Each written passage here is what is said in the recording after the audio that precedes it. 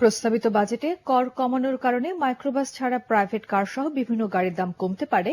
একই সাথে cancer, thalassaemia এবং কিডনি রোগের চিকিৎসা সেবা নিশ্চিত করতে ওইসব রোগের ওষুধ এবং অন্যান্য সরঞ্জামের দাম কমতে পারে।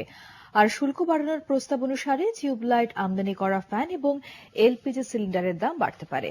আরো জানাচ্ছেন এস এম বাবু। গণপরিবহনের সংকটে যানজটের নগরী ঢাকা সহ দেশের বিভিন্ন এলাকায় মধ্যবিত্তদের অবলম্বন প্রাইভেট কার সহ এ ধরনের গাড়ির দাম কমতে পারে। প্রস্তাবিত বাজেটে 1501 থেকে 2750 সিসি পর্যন্ত গাড়ির সম্পূরক শুল্ক 50% হারে কমানো হয়েছে। তবে মাইক্রোবাস ও ডাবল কেবিন পিকআপের আমদানি কমাতে এর কর বাড়ানোর প্রস্তাব করেছেন অর্থমন্ত্রী। মাইক্রোবাস দেশে খুব বেশি আমদানি হচ্ছে, সেখানে একটা শুল্ক বর্ধিত করা হয়েছে। একই সাথে পরিবেশ বান্ধব হাইব্রিড গাড়ি আমদানিতে উৎসাহিত করার কথা বলেছেন তিনি। মাইক্রোবাস ছাড়া ছোট গাড়ির ক্ষেত্রে প্রস্তাবিত বাজেটে উৎসাহিত করা হলেও জ্বালানি ক্ষেত্রে নিরুৎসাহমূলক প্রস্তাবনা উল্লেখ করেছেন অর্থমন্ত্রী।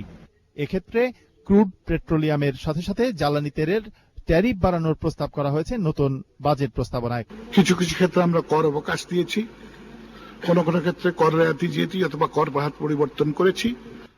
আগামী অর্থ বছরের জন্য সংসদে পেশ করা অর্থমন্ত্রীর বাজেট বক্তৃতা অনুসারে সামনের দিনগুলোতে সংখ্যার হিসেবে কম সংখ্যক জিনিসের দাম বাড়বে। এর মধ্যে রয়েছে বিদেশি এলপিজি গ্যাস সিলিন্ডার, আমদানি করা বৈদ্যুতিক পাখা, টিউবলাইট, ট্রান্সফরমারের যন্ত্রাংশ, আমদানি করা চিনি, রড, স্টিল, বিড়ি, সিগারেট এবং তামাকজাত পণ্য। বিড়ি আর বিড়ি নয়, এখন বিড়ি নিম্নমানের সিগারেট। এটা আমরা যত সহজে বুঝতে পারি জাতির জন্য ততই মঙ্গল। অন্যদিকে শুল্ক কমানোর প্রস্তাব অনুসারে দাম কমতে পারে অটোরিকশা, কাগজ, সিরামিক, ফার্নিচার, প্লাস্টিক, দেশি তৈরি বেবি ডায়াপার, ইলেকট্রিক্যাল ও অন্যান্য দেশীয় শিল্পের আমদানিকৃত কাঁচামাল। একই সাথে দেশি শিল্প রক্ষায় হাঁস, মুরগি ও গবাদি পশুর খাবারের দাম কমতে পারে। আমদানিকৃত পণ্যের মধ্যে চকোলেট, মিষ্টি বিস্কিট, চিপস, ফলের রস, আইসক্রিম, সুগন্ধি ও প্রসাধনী, ডিটারজেন্ট, মশার কয়েল, বিস্ফোরক powder, shaving Razr, textile fabrics, রেশম বস্ত্রের দাম কমানোর জন্য শুল্ক কমানোর প্রস্তাব করেছেন অর্থমন্ত্রী। এছাড়া ক্যান্সার ও থ্যালাসেমিয়া ওষুধ তৈরির কাঁচামালের শুল্ক প্রত্যাহারের প্রস্তাব করেছেন। একই সাথে কিডনি রোগীদের ডায়ালিসিসের ভ্যাট প্রত্যাহার করা হতে পারে।